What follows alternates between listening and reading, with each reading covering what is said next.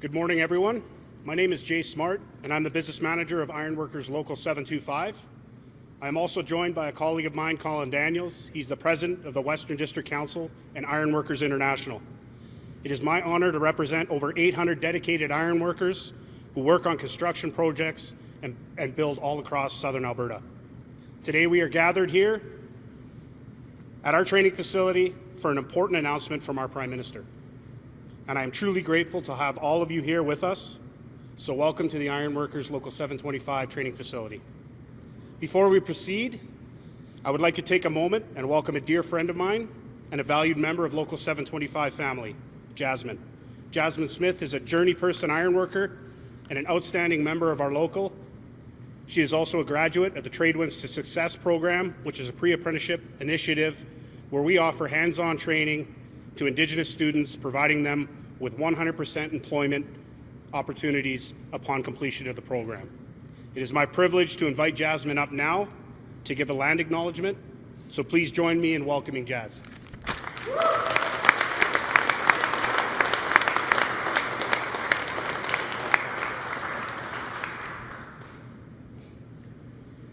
Okay, nisto aniok misimahkoinimak. Nina anesta suutena. Nexista anesta sohkopinak. Nachsa anesta misimahkoinimak. Nitamuhtoto bigani. Hello, my name is Jasmine Smith. My Blackfoot name was given to me by my late grandmother, Misimahkoinimak, which means longtime old holy pipe woman. I'm a part of Siksikates Tabi. I'm from Piikani Nation, and I belong to the Lone Fighter clan. In the spirit of respect, reciprocity, and truth, we honor and acknowledge the traditional Treaty 7 territory of the Blackfoot Confederacy, Siksika, Kainai, and Piikani Nations, as well as those who have come to call this territory home, the Nakota Nation and the Tsuut'ina Nation. We acknowledge that this territory is home to the Métis Nation within Alberta's Districts 5 and 6, and finally, we acknowledge all nations, Indigenous and non, who live, work, and play on this land, and who honor and celebrate this territory. I thank you and welcome you to this sacred gathering place, which provides us with an opportunity to engage and demonstrate leadership on reconciliation. Genyuk.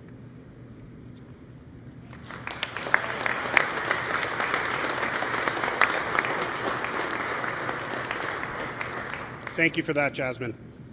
I'd now like to welcome Sean Strickland, the Executive Director of Canada's Building Trades Unions, to share some remarks. So please help me welcome Sean Strickland. Thank you.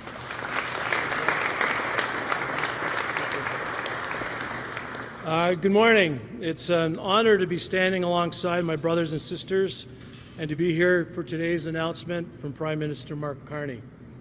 I wanted to say a special thank you to Business Manager Jay Smart and Ironworkers 725 for graciously hosting, and to the Ironworker pre-apprentices who have joined us here today. Thank you. I would also like to acknowledge a few folks who made great efforts to get here today. The Canadian Director of the Ironworkers, Colin Daniels, and a member of the Canadian Executive Board. Terry Parker, Executive Director of the Building Trades of Alberta, and several of our local union affiliates. That's Terry over there. Plus, I see a couple of friendly faces from industry here in the crowd. Bruce Graham from Friends of Calgary Airport Banff Rail Hydrogen Project, and Lorraine Little from Enbridge, and also representatives from the Calgary Construction Association. Thank you all for coming. Canada's Building Trades is a non-partisan organization whose mission is to improve the lives of Canada's skilled trades construction workers. We're the national voice for more than 600,000 unionized workers in more than 60 different trades and occupations. We are grateful that Prime Minister Carney has taken the time to meet with us and to be here today to advance policies that support skilled trades workers and their families. Our members and all workers across this country are nervous about what the future has in store for them as these unjustified tariffs wind their way through the Canadian economy. We also recognize with this threat of tariffs comes an opportunity, a tremendous opportunity to rebuild our economy, get our resources to new markets, and make a Canadian-made future for our members and all Canadians, provide a Canadian-made future for our members and all Canadians. Prime Minister Carney, we very much look forward to your announcement today. Now I'd like to turn it over to George Chahal, MP for Calgary Skyview, to introduce a few of our guests. George?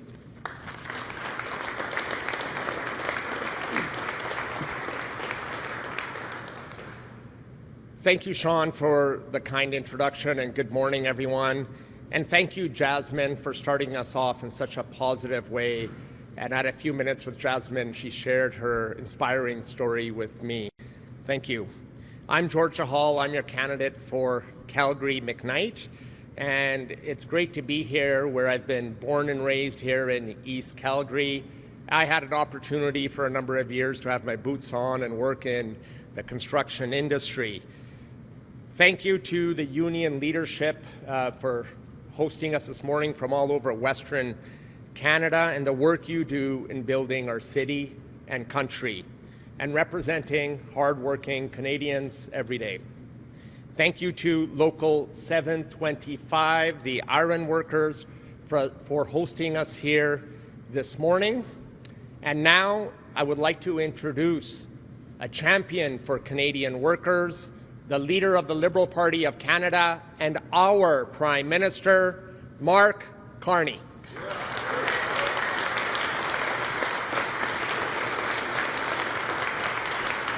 Thank you. Thank you very much, George. Bonjour tout le monde. I got to start. It is fantastic to be back home in Alberta. George, merci à vous et tous nos candidats exceptionnels libéraux du Calgary qui sont ici aujourd'hui. Et merci de vous mettre au service de notre pays à ce moment crucial. Just as Sean Strickland said, and Sean, I want to thank you for your tireless advocacy on behalf of our unionized building trades. Above all, I want to thank those behind me, the workers, the students graduating from TradeWinds, a program that empowers Indigenous peoples to find their path to a good career in the trade, and this record, Jay, of 100% employment coming out. Great training, great jobs that come through, building our future. And the iron workers, Local 725, iron workers across this country who are literally building Canada. You are exactly the people we need right now and for decades to come. We need builders. We need unionized builders.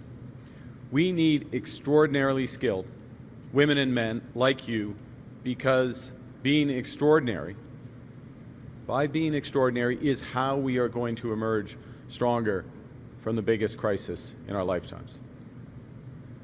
You know, today marks an anniversary.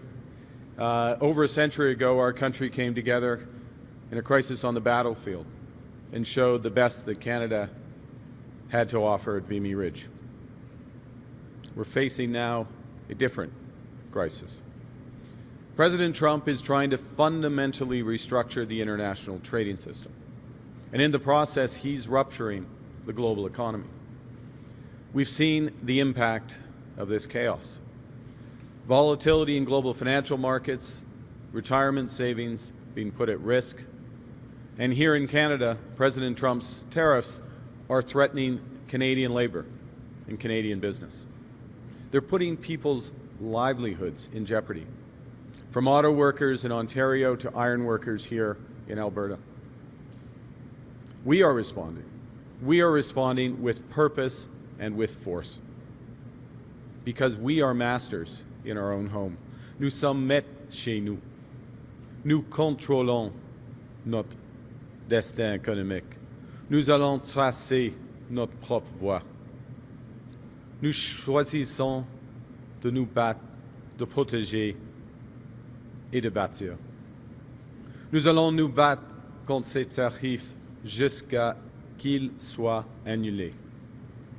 Dès minuit, nos contre-tarifs en réponse aux tarifs du président Trump sur notre industrie automobile prendront effet. Ça représente des tarifs de 25% sur tous les véhicules américains qui ne sont pas conformés à notre accord de libre-échange nord-américain. Nous allons protéger nos travailleurs, nos entreprises pendant cette période difficile. We'll fight, we'll protect, but above all, we will build a new Canadian economy. We will build Canada strong. Now, since becoming your Prime Minister, I've chosen to continue to speak plainly. And the truth is, we haven't been thinking, as a country, we haven't been thinking or acting big enough. As a nation, we've played it too safe by relying too much on the United States. It's time now to realize Canada's full potential. And to speak plainly again, Canadian, especially Albertan energy workers, deserve recognition, more recognition, for the long hours they work living far from home to power our country, to keep us warm and safe. And I want to say thank you on behalf of a grateful nation. You are an integral part of Team Canada. You make Canada strong.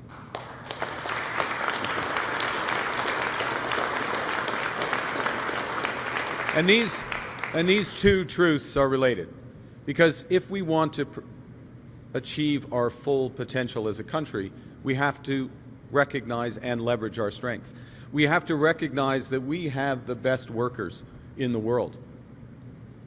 The iron workers, the builders, the 700,000 energy workers here in Alberta across the country.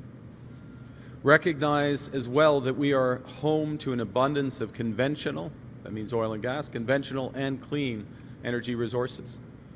Recognize that Canada has everything we need to realize an amazing potential. My government, my Liberal government, recognizes this. And if elected, we will act on it. Because under my leadership, it's time to build big time. Today, I'm announcing a comprehensive new approach to make Canada the world's leading energy superpower. And it's an approach that is defined by three objectives. Energy security, first.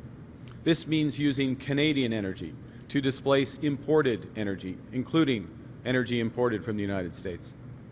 Secondly, trade diversification, to widen our partners, and again, to reduce our reliance on the U.S.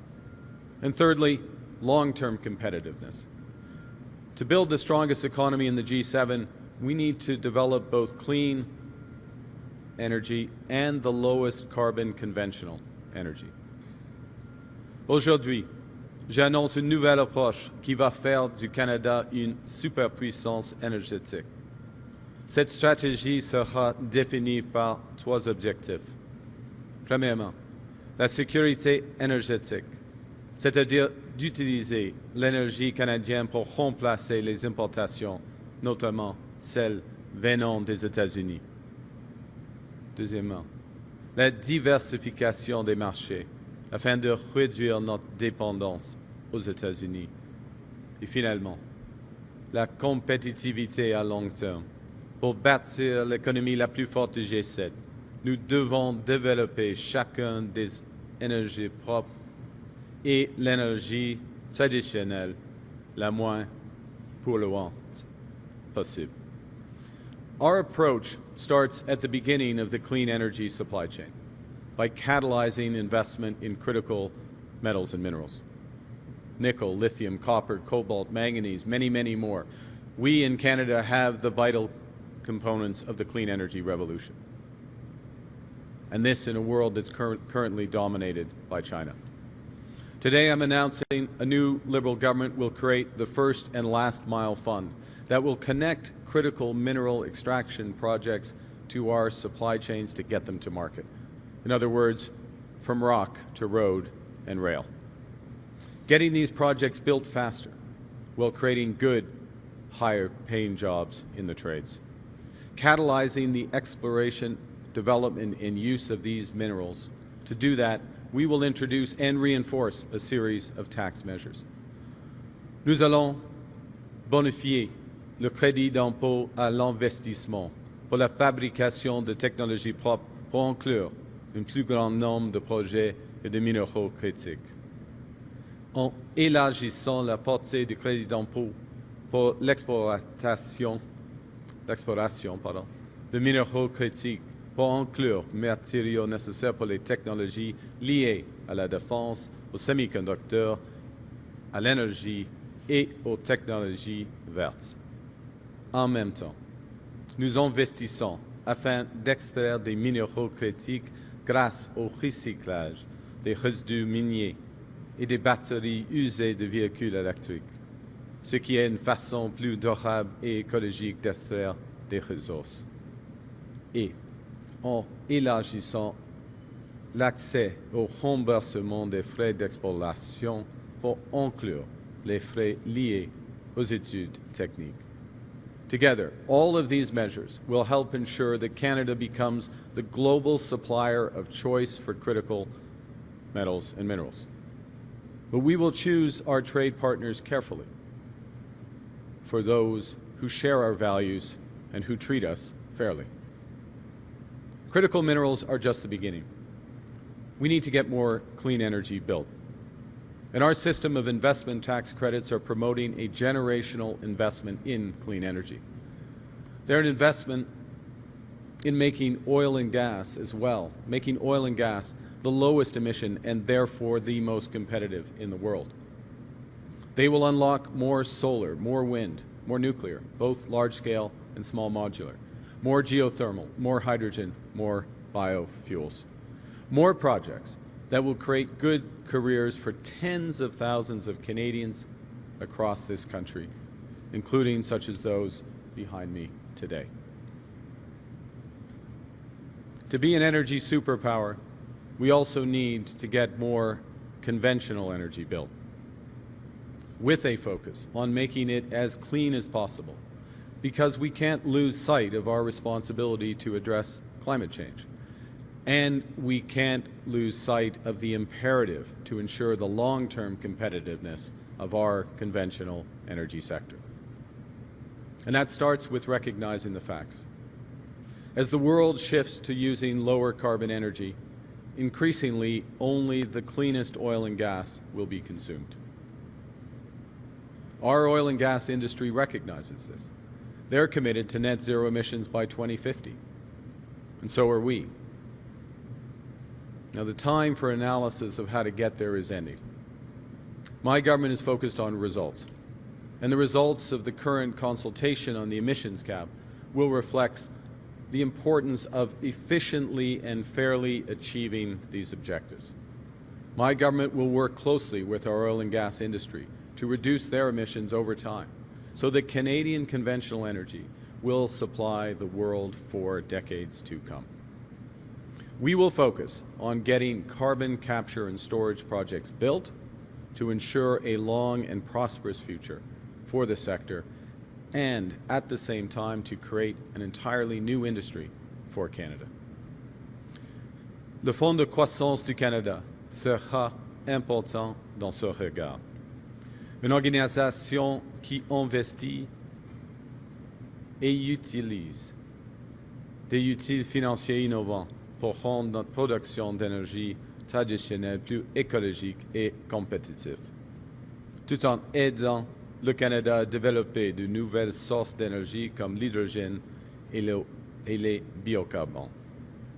Et c'est particulièrement important en ce moment, alors que nous détournons notre économie de celle des États-Unis et l'orientons vers de nouveaux partenaires fiables qui prennent les changements climatiques au sérieux et demandent la même chose de ceux avec qui ils bâtissent des relations commerciales. Ignorer les changements climatiques, ce n'est seulement une erreur morale, c'est une erreur économique qui va nous isoler de nouveaux marchés et nous garder dépendants des États-Unis. But ensuring that the money and the incentives are there to build clean energy and a highly competitive conventional energy sector is just one half of the equation. We can't build Canada into an energy superpower if we can't actually get the shovels into the ground. To put it plainly, we need to get going. I'm a pragmatist. So when I see something needs changing, I change it. And that starts with our mindset. At the moment, when we're thinking about new projects, too often the immediate question is why. Instead, we need to ask ourselves, how? How do we get it done? How can we build things in our country? I believe in Canada. I know we can do big things, and I know it's time to build. And that's why my Liberal government will establish a major federal project office with a clear mandate. Issue a decision after a single review on a project within 2 years instead of 5.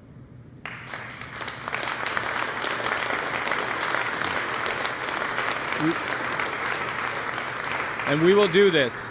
We will do this in a way without compromising our world-leading environmental standards or our constitutional and moral obligations to Indigenous peoples. This is an ambitious but attainable goal.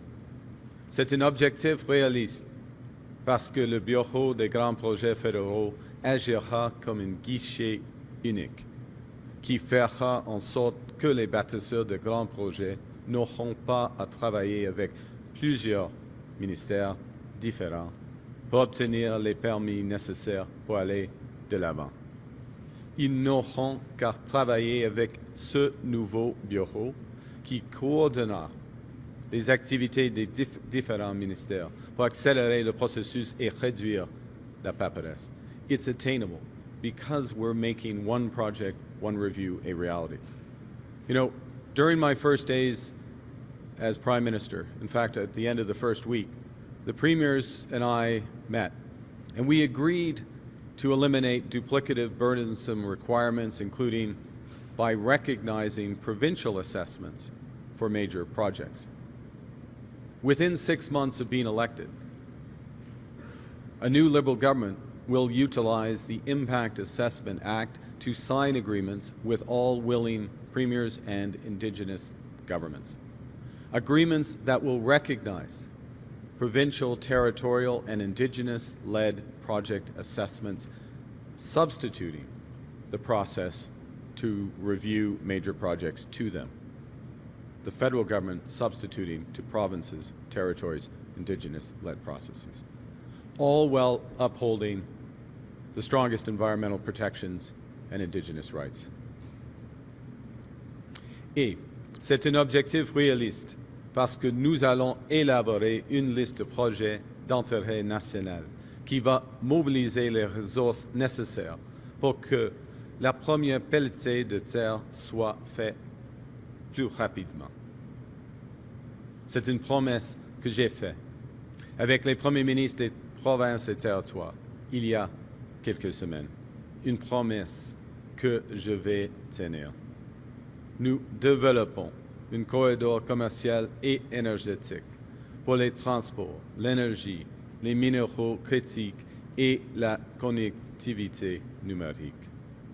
Nous allons faire de ce concept une réalité pour diversifier et renforcer notre économie.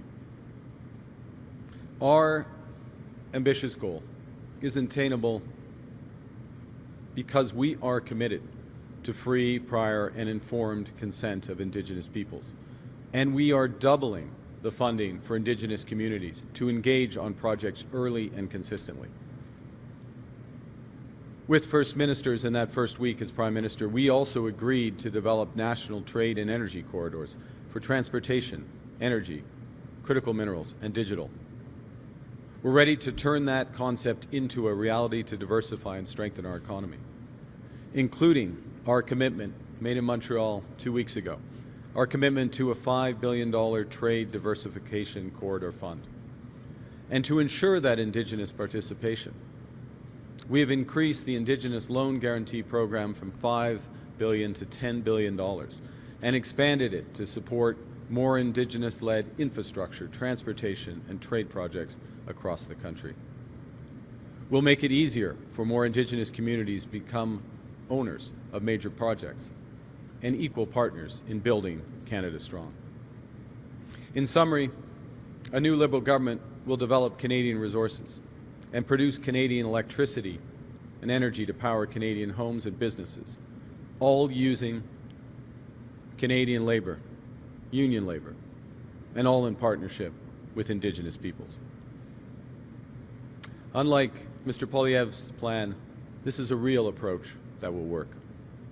Une approche respectueuse de l'environnement, contrairement à celle de M. Poilievre, qui se résume à faire l'autruche et prétendre que les changements climatiques n'existent pas.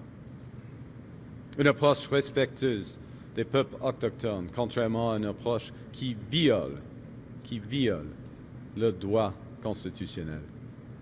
Une approche centrée sur les travailleurs syndiqués, contrairement à une approche qui cherche à leur faire perdre leurs acquis. It's a real approach that recognizes as well that the federal government should run a prudent capital deficit to catalyze enormous private investment to get Canada building again, while spending less at the federal level to balance our operating budget. We're not pursuing austerity that will leave us dangerously dependent and reliant on the United States. It's a real approach that maintains the Impact Assessment Act while making it work better, rather than stopping projects in their tracks by throwing out the whole act, starting from scratch, and then spending the next decade in court. It's a real approach to build a strong and more sustainable Canadian energy industry. You know, as the U.S. steps back, it's time for Canada to lead. We've done it before.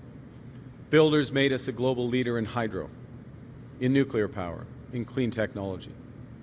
Vision made us the fourth largest oil producer.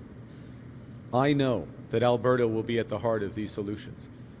After all, I was born just north of Fort Mac and I grew up just south of it. When I was born, the oil sands was called the tar sands. It was just a dream. It was a concept. But the combination of the ingenuity of Alberta scientists, the drive of Alberta entrepreneurs, the support of the provincial and federal government created a powerful industry that has enriched all of Canada.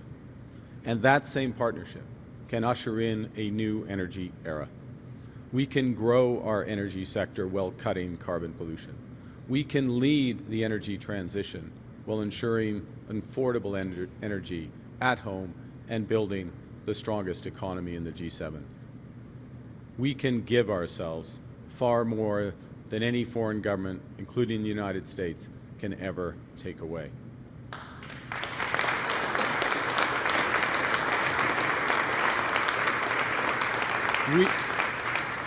We will build this country again. We will make Canada into an energy superpower. We will build Canada strong. Thank you very much. And merci beaucoup. And I look forward to your questions. Thank you, Prime Minister. Merci, Monsieur le Premier ministre. We will now take 15 minutes from the delegation, followed by local media. Let's start with the delegation. Dylan. Dylan Robertson with the Canadian Press. Okay. There. Sorry, thank you, Dylan. Dylan Robertson with the Canadian Press. Mr. Carney, your platform hasn't said anything about LGBTQ Canadians. We're here in Alberta where the province wants to restrict health care for transgender people, and they want the Canada Health Act to defend their access to gender-affirming care. Would you do that? And what is your party going to do about the backsliding that we're seeing for gender and sexual minorities? You know, thank you for the question, Dylan. Let me start at a fundamental point, which is, you know, our Canada is a mosaic. We are all Canadians, but we all have different identities and distinctions. And one of the great strengths of this country is recognizing that people can be who they are, they can love who they love, they can live where they want to live. And it's fundamentally important that the federal government is the defender of those rights, defender of the Charter of Rights and Freedoms. And access to health care in Canada is not a business, it is a fundamental right, and we will defend it. For all Canadians without exception. Follow up. Mr. Carney, would you cut foreign aid from the current ODA and financing levels? And what is your broader vision for Canada when it comes to global development? Okay. So the short answer is no. My government will not cut foreign aid, and we will be releasing our platform soon, so you can see that. That is a direct contrast to Mr. Poilievre, who will not just cut foreign aid, but taking his cue from the Americans, he will eliminate foreign aid. He will eliminate foreign aid to those most affected around the world, most punished around the world. He'll eliminate foreign aid by extension to the Middle East, to Ukraine as well. And he will use the money for other purposes, presumably for tax cuts, which is normally what he does when he cuts programs. Our vision is that this is a time for Canada to lead. Canada to lead in developing a new system of trade, Canada to lead in developing our rightful place as an energy superpower, and Canada to lead in ensuring that we play a role that Canada always has, which is to be generous and to be effective in our support of those who are most vulnerable around the world. Thank you. Bonjour, M. Carney. Michel Sabat, la presse canadienne. Accepteriez-vous que ce soit la Charte de la langue française qui s'applique au Québec plutôt que la loi sur les langues officielles, de sorte à ce qu'il n'y ait qu'un seul régime linguistique cohérent comme le demande le Bloc québécois? Merci pour votre question. Je veux noter que le Bloc a voté pour la loi il y a une année, 18 mois, je crois, mais à peu près 18 mois, dans un sens unanime. Apparemment, ils ont changé ou essayé de changer leur opinion, mais la loi protège la langue française, renforce la langue française au Québec et à travers le pays. Moi, j'ai grandi, comme vous le savez, à Edmonton, et il y a plusieurs villes francophones autour d'Edmonton, Bonnyville, Saint-Paul et les autres. Et c'est important de protéger les langues minoritaires à travers le Canada. Mais en ce qui concerne la langue française au Québec, je sais que la langue française est en déclin et il faut le promouvoir, il faut le renforcer et il faut le protéger. Et on peut le faire avec la situation actuelle à ce moment. À vous. Pourquoi refusez-vous d'accorder au Québec davantage de pouvoir dans la nomination des juges comme le réclame le gouvernement de François Legault? Alors, je suis toujours ouvert d'avoir des discussions avec le gouvernement du Québec. N'importe quel sujet, je n'avais pas reçu à ce moment-ci une demande de M. Legault en ce qui concerne ça. Mais la situation actuelle est comme ça. Il y a une représentant du Québec au sein de tous les comités de nomination pour les juges désignés au sein qui évaluent les candidats. Et tous les membres des comités sont des Québécois, elle et lui-même. Alors, nous avons, et il y a un point fondamental, il faut avoir un système judiciaire indépendant. Ça c'est le point fondamental. Alors, nous avons un système avec la participation du Québec et surtout des Québécois. Ça fonctionne, mais je suis ouvert à des conversations si je vais recevoir une demande du Premier ministre. Madame. Next question. Judah Melissa, Globe and Mail. You've spent years emphasizing how climate change threatens to disrupt economies and advocating for net zero policies and advocating also for the carbon price. So far in your campaign, you've really emphasized the need to increase production of conventional energy, and you have committed to removing the carbon price. So my question to you is, you've been talking about being a pragmatist. Does being a pragmatist mean walking back on your values? It doesn't, and thank you for your question. We're in a situation where, and I mentioned in my remarks, but you've given me a chance to reinforce this, which there is two things happening at the same time. One is there is an energy transition towards lower carbon energy that is underway around the world. I'll give you one example. Last year, 90% of the energy investment, the power investment in the world, was clean energy. 90% around the world. That tells you where the trajectory is. But of course, it's different from where the world is in terms of consumption of oil and gas, conventional energy.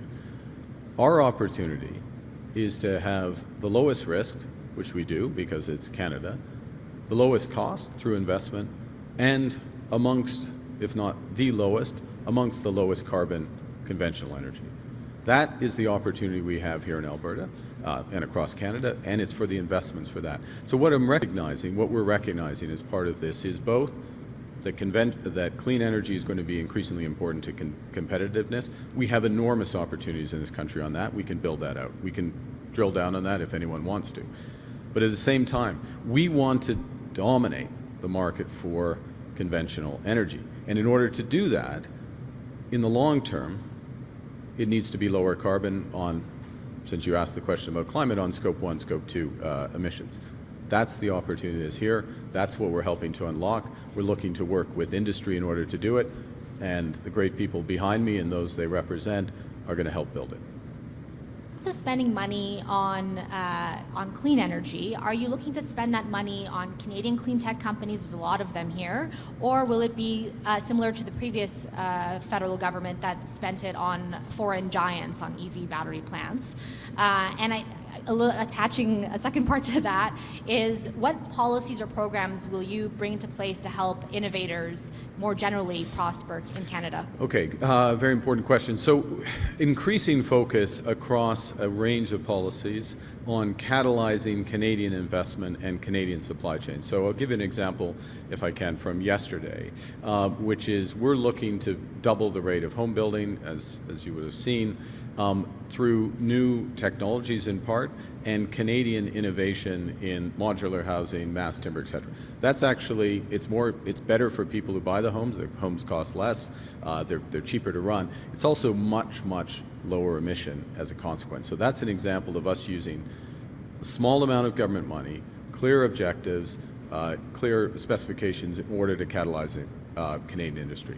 I think as well, where we look at on the clean energy side, the direction of your question is the direction we're headed, so that we're building out that supply chain. We won't have exclusivity because we know we can be best in class, and some of it's from learning from others. But it's building back through, and that's part of the reason why I spent an important amount of time on where we're going on critical metals and minerals, how we get that to market, how we build out the supply chains. And last point, if I may, it does relate to the geopolitical situation, because we as a country need to think very clearly about who are our partners for this emerging industry. We are going to be one of the leaders in this industry. Do we want to reinforce our dependence with the United States with this industry? Or do we want to build on some of the conversations that I have begun with the Europeans, potentially others, on building supply chains out for other partners? Merci. Prochaine question. Bonjour, Monsieur Carney. Bonjour. Christian Noël de Radio-Canada. Vous parlez de faire du Canada une superpuissance énergétique. On n'entend pas souvent ça de la part d'un libéral à Ottawa. Comment les Albertains peuvent vous croire que vous allez le faire cette fois-ci? Premièrement, je suis une personne qui met l'accent sur les résultats. Alors, on a un objectif clair, moi je préfère d'avoir un objectif ambitieux, clair, et de développer des initiatives, des projets afin de l'atteindre, cet objectif, premièrement. Deuxièmement, il y a des politiques très spécifiques dans notre plateforme, très spécifiques, en ce qui concerne les impôts, les crédits des impôts, par exemple, les changements de processus de réglementation et d'approbation des projets. J'ai déjà créé un accord avec les provinces afin d'avoir des projets à l'intérêt national, y compris des grands projets énergétiques ici en Alberta. Et point final, je suis un Albertain. Okay. Question suivie. sur la criminalité, croyez-vous que les criminels récidivistes qui commettent 3 crimes violents devraient automatiquement aller en prison pour 10 ans? Je crois qu'il faut,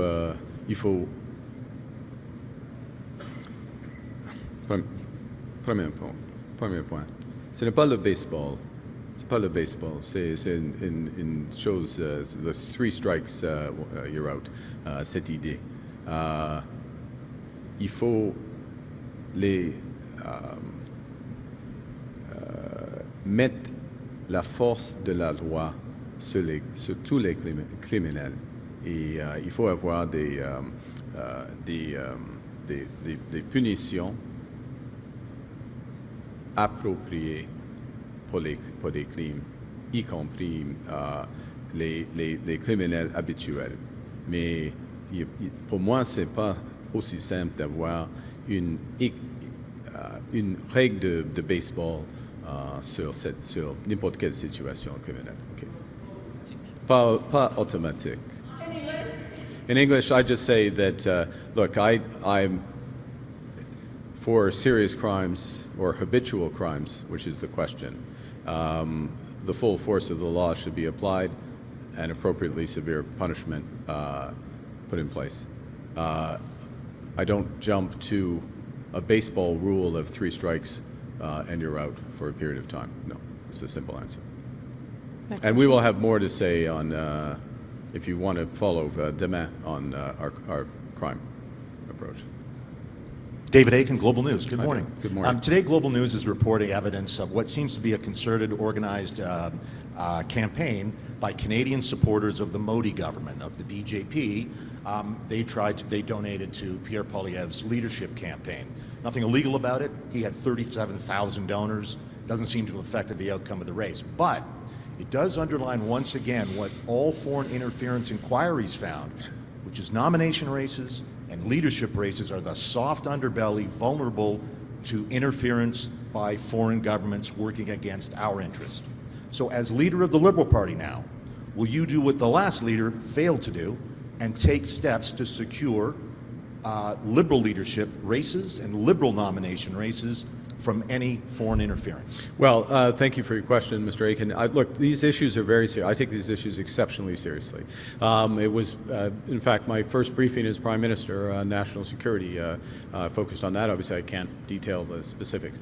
As you may be aware, I reinforced the so-called SITE process that oversees foreign interference, potential foreign interference in the election, made it more transparent, which is why there are these public reporting, and I think we've had 3 of those public reports. It's independent, it's focused on that. It's important that Canadians, obviously the media included, but that Canadians know in real time what's being, I understand, yeah, but I'll go to that, so the overall point.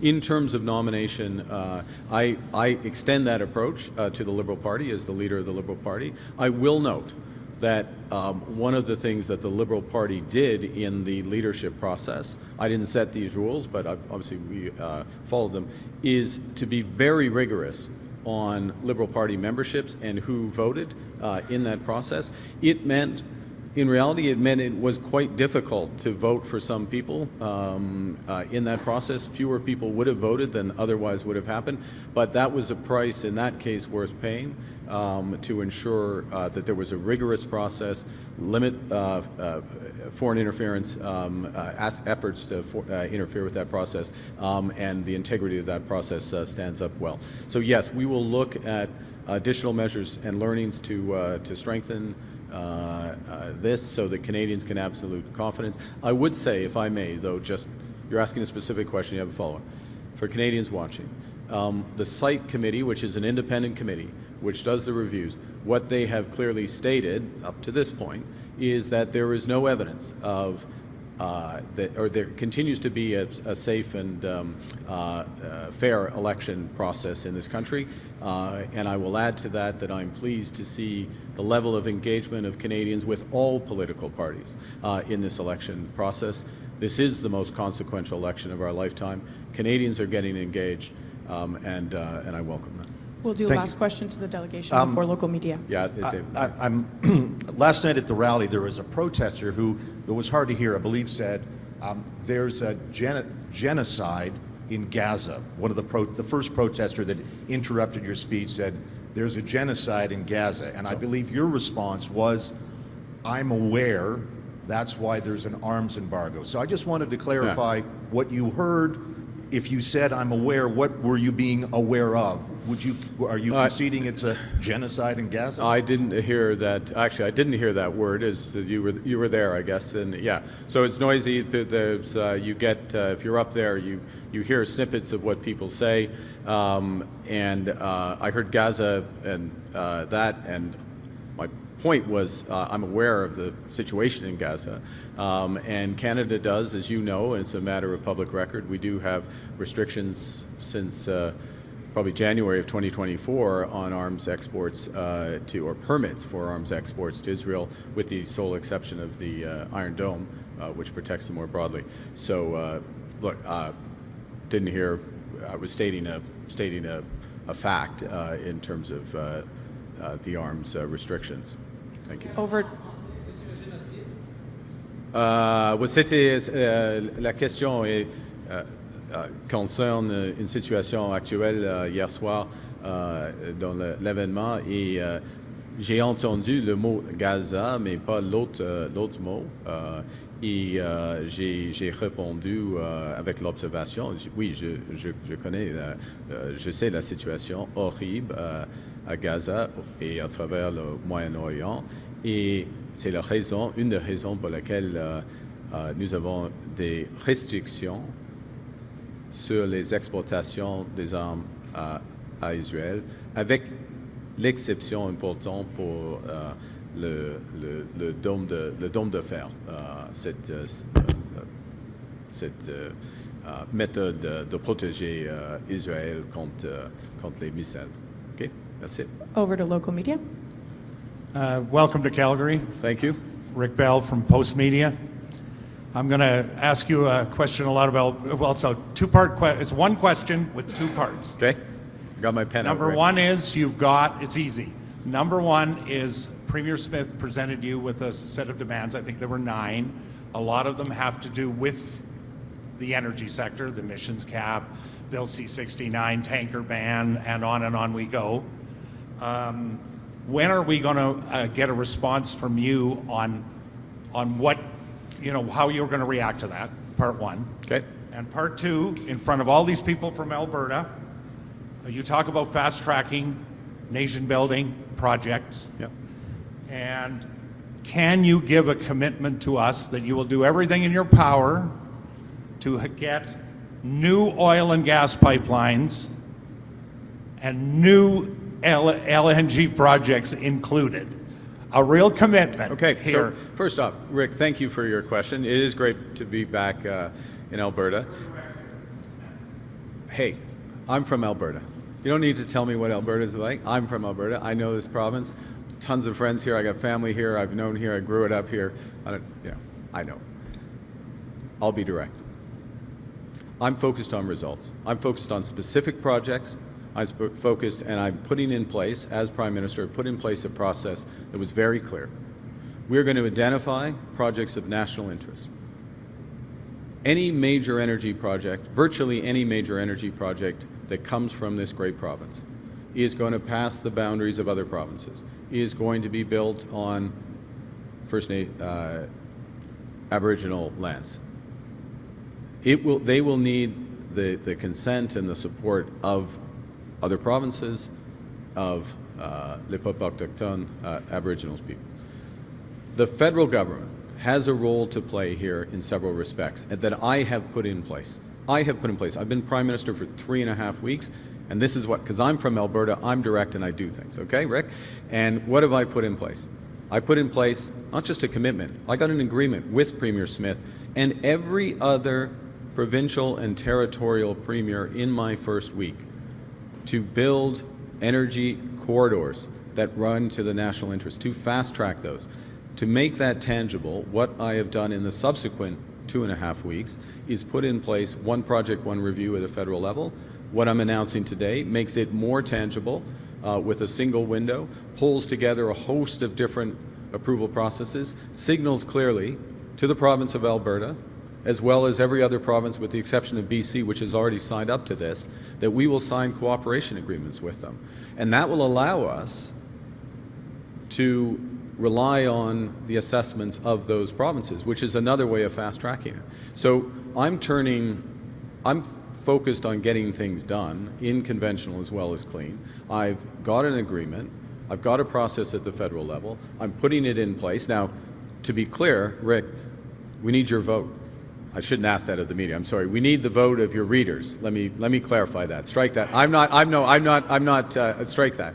We need the vote of your readers. We need to get some of the Liberal candidates, all the Liberal candidates elected, as many as possible, so we can put this into place. Because if I make one last point, I know you you said it was easy. Well, the Smith amendments, they wrapped up into, I'm not going to spend my time writing letters back and forth. I'm going to put in place things that work. Things that work. That's what we're focused on. And I'll make a final point, which is we are going to move forward as a country when we come together, federal, provincial, industry, labor, First Nations. That's how we're going to move together.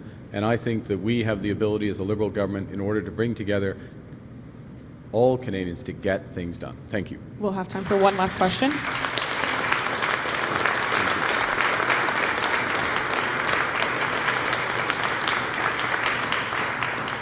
Hello, Alicia Fieldberg, CTV News. Hi. Mr. Carney, how will you enforce the Canada Health Act when Alberta's government is promoting and funding more private health options? And I know other provinces are skirting the rules as well. First off, I'm a believer in working with provinces.